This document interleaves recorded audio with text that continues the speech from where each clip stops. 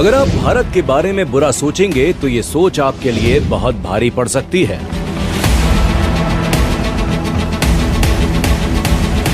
बांग्लादेश के प्रति सख्त कदम उठाते हुए भारत ने इसके स्पष्ट संकेत दे दिए हैं।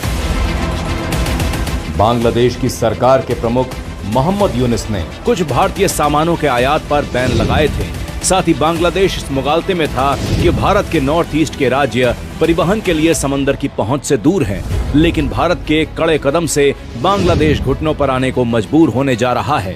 भारत सरकार ने सख्त कदम उठाते हुए बांग्लादेश से आयात होने वाले 42% सामान पर रोक लगा दी है, जिससे बांग्लादेश को करीब 66,000 करोड़ रुपए का झटका लगेगा।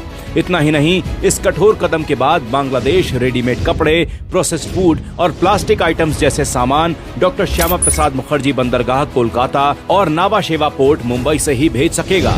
जमीनी रास्ते से एंट्री को भी पूरी तरह बैन कर दिया गया है। एक और जहां बांग्लादेश को उसी की भाषा में पाठ पढ़ा दिया गया है, तो वहीं पिछले 10 सालों में भारत का नॉर्थ ईस्ट विकास की नई वार्तें लिख चुका है। पूर्वोत्तर का पहला एम्स गुवाहाटी, असम में स्थापित किया गया। मणिपुर में भारत की पहली नेशनल स्पोर्ट्स यूनिवर्सिटी की स्थापना हुई। 1002 बिस्तरों के साथ सिक्किम का दूसरा सबसे बड़ा सरकारी अस्पताल बनाया गया।